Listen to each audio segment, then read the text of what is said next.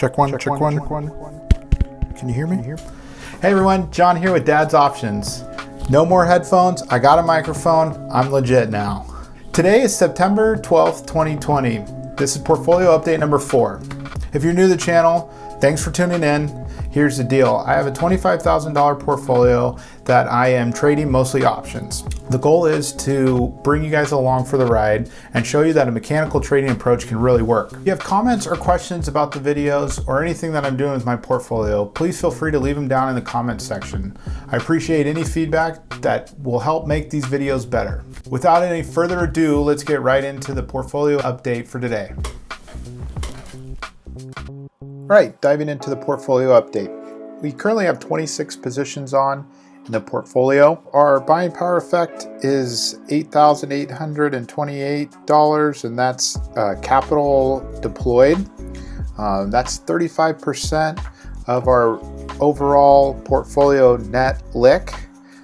So again, the goal for this portfolio is to get to 50% of capital allocated, since the IV is relatively high. And you can see IV here is between, we'll call it 27 for right now. And historical implied volatility is, I believe, 20. So we're higher than the average. To me, that indicates IV is elevated and will probably remain elevated until sometime after the election. So that's why I want to personally be at 50% of my capital allocated. If this was down at 15, if /VX was down somewhere around 15, then yeah, I would be looking to maybe only deploy about $800 more or get to, somewhere around the 40% max capital deployed. But again, we are at a point of high implied volatility, so you want to get as much capital to work as possible. That way you can increase your number of occurrences and let those probabilities really play out for you. And then option buying power here is 15,000. 50% of my portfolio value currently would be right around that $12,500 mark. So got some work to do. A thing at this stage in the cycle that's making it a little difficult to deploy that capital is that we're getting closer to the expiration in the October cycle. If maintaining a mechanical approach, you want to stay about 45 days. I like to go as low as 38, 36 is pushing it. So we're getting into that realm where I don't really like to put on trades until the next cycle is, getting closer to 45 days or 50, on the high side. So we're kind of in this no man's land. But I did put on a trade in Uber, so I just like to be selective, make sure they're good positions. As we're kind of getting closer to being under 30 days of the current cycle. So our delta is 27 in the positive direction. I've been working really hard to try to bring that down. The recent market sell-off has flipped my delta, so I'm not too concerned about being having a positive 27 deltas unless the market continues to sell off in the next couple days, and look to keep putting on a couple negative delta positions to help offset that. Theta's 47. Again, when you're in a smaller portfolio, it's going to be hard to really get a high theta number, just because you have to use defined risk to get on the amount of positions you're looking for. So this number, I like to see this number as high as possible. And if we were closer to the 50 days to expiration, we could probably get that up a little bit. Or if we were closer to the 50% of capital deployed, we could bring that up a little bit, but we're not there. So we'll continue to work on it. It's a work in progress. The portfolio is, it's not easy to hit all your criteria. So you just try to fine tune it and keep it keep it going. And again, the three most important things is keep each position size less than 2% of your overall net lick. Make sure the underlines you're trading are, liquid underlines and they're easily tradable, and then try to get on as much number of occurrences as possible. Put on 2 trades since our last update on 9/9. The first trade, it was an earnings trade in Chewy. I sold one naked 53 put. That's expiring September 18th. When I put it on, it had 8 days to expiration. Looking, that trade went kind of against me. The earnings were not favorable, so you can see it sold off. The saving grace here is that so did volatility. So a lot of premium came out of Chewy. It's not in the money currently. It's have 81 cents plus I have 85 cents to the downside, so really my break evens at 52.15 for this trade. So I have a little bit of wiggle room here, looking to see where it opens up on Monday. Hopefully it's higher, and we will look to take that off for a 50% debit, which you see I have a good till cancel order here.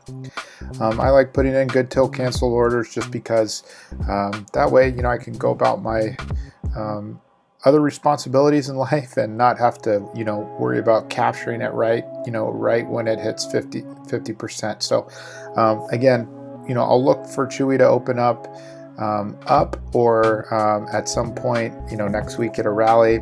Another option I do have is to roll this out to a further expiration cycle, collect additional credit to help increase my downside break even, and then kind of last resort for me would be to sell a call against it.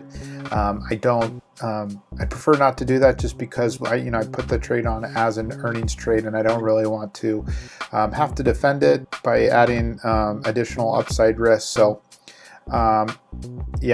we'll just kind of monitor that and see what happens there. Second position I put on was a debit put spread in Uber. I put this trade on primarily because I wanted to pick up some short deltas without selling another futures contract.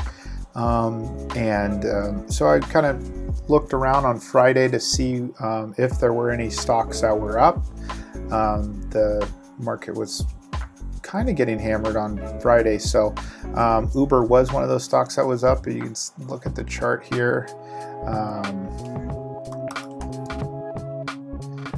Uber had a nice little run last week up, so I went ahead and bought and you can also see that little run up really killed, has been getting crushed here, IV or implied volatility in Uber. So IVR is only 6.8, so basically as low as Uber's been in the past year. So in scenarios like that, I like to go ahead and buy premium because the chances are premium's gonna expand at some point, and if you are long premium, then that expansion will increase the value of your options, which is what you want when you buy an option. So again, a 40-35 long put spread in Uber picked up some negative deltas. It's not showing up here, but that was a good negative delta trade for me. Any other positions here? Tesla still jumping all over the place. Again, I have a good till cancel order here. I really want that thing. I want to take $1 out of it. Here would be my ideal situation. I take $1 out of it, and I would be able to roll up the 415 put, which would be huge, to the 420, and then I'd take $1 out of it, and I wouldn't have any risk on. That's the ideal situation. Tesla's got some rallying to do for that to be able to happen. Really, that's it. CRBP is another problem child. We've talked about this in the last update. I'm just going to keep monitoring that. Again, it's just been getting hammered. So my downside is, it's a defined risk trade for all intents and purposes, since it's only a $5, or the put is at the 5 strike. So yeah, we'll just hope that thing rebounds and we can take it off here soon. Okay, so that's the update for today.